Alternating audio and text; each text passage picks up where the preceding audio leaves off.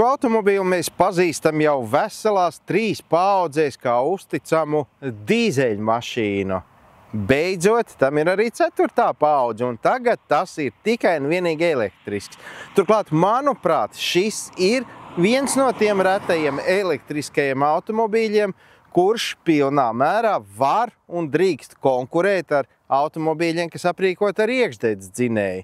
Renault Scenic, kuru visbiežāk mēs pazinām vai nu ar 1,5 litru dīzeļdzinēju, vai šādiem tādiem benzīnu motoriem, tagad reko skaidri un gaiši rakstīts Scenic E-Tech Electric. Viss skaidrs, tā lēnā garā viss iet uz priekšu, un arī šim automobīlim ir pienākusi kārta. Lai arī mana pirmā iegūtā profesija ir elektriķis, es te pirkstus bāzt laikam tomēr neuzdrošinātos, jo te ir veseli 400 volti. Pavisam ir iespēja tikt pie lielā vai mazā akumulātora. Šajā gadījumā tie ir 87 kW, ir arī 60. Attiecīgi no tā ir gan cena dažāda, gan arī iespējas. Un ar šo te transformatoru būdu, kas atrodas zem motoru pārsega, mēs varam nobraukt 625 km, kas nav maz, piekritīsiet.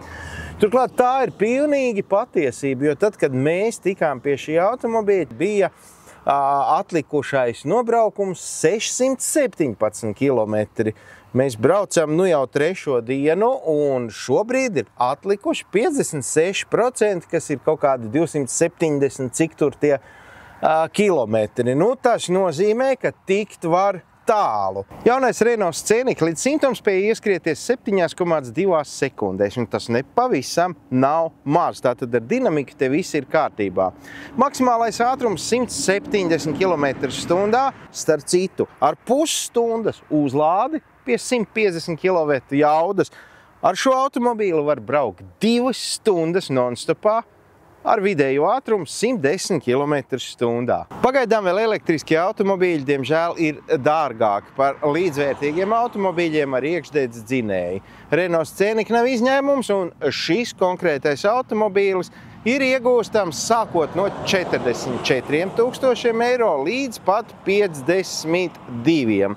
Plus tam visam klāt vēl ir iespēja mazliet ielūkoties papildu opciju sarakstā un pielasīt kādus 3, 4, varbūt 5000. Ja mēs runājam par šā automobīļa dizainu, tad tas ir atbilstoši šā brīža aktuālajai Renault dizaina valodai.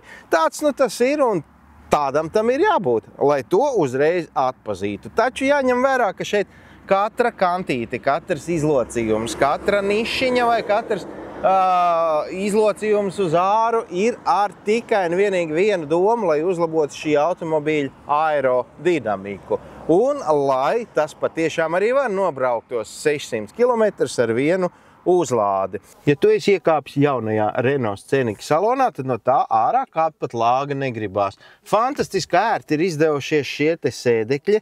Ļoti atraktīva un ērta ir stūri ar nogrieztām malām gan augšā, gan apakšā. Digitālais instrumentu panelis, lielais skārienu jūtīgais ekrāns, vieta, kur bez vadiem uzlādēt mobīlo telefonu, un pārnesumu kārbas kloķis šeit. Pārnesumu kārba gan šajā gadījumā skan ļoti pārspīlēti, jo Renault Scenic elektriskiem automobīlim ir tikai viens pārnesums. Kā spied pedāli grīdā, tā iet, kā piebremzē, tā apstājās. Materiāli ir ļoti ērti, ļoti patīkami, un paldies tiem, kas ir izdomājuši, ka arī durvju apšūms nav no auduma, bet no kaut kāda te mākslīgā materiāla. Turklāt mīksta, patīkama arī šis viss, ir patiešām labs, jauks un interesants. Un ja te kaut kas ir ļoti, ļoti interesants, tad tas ir jaunais panorāmas jumts, kurš aptumšojās vai nu automātiski, vai arī ar rokas palīdzību. Un dara viņš to tā, ka bez kaut kādām žalūzijām vai aizvērtņiem vai kaut ko tam līdzīgi. Pats stikls vai nu kļūst matēts, vai nu caurspīdīgs. Un kā vienmēr es varu teikt tā, šoreiz vēl jo īpaši, pirms bļaut, ka tas nekam nedara, vajag pamēģināt. Jo arī es kādreiz pret šādiem automobīļiem biju diezgan skeptisks. Tagad vienkārši jāskrien krāt naudu.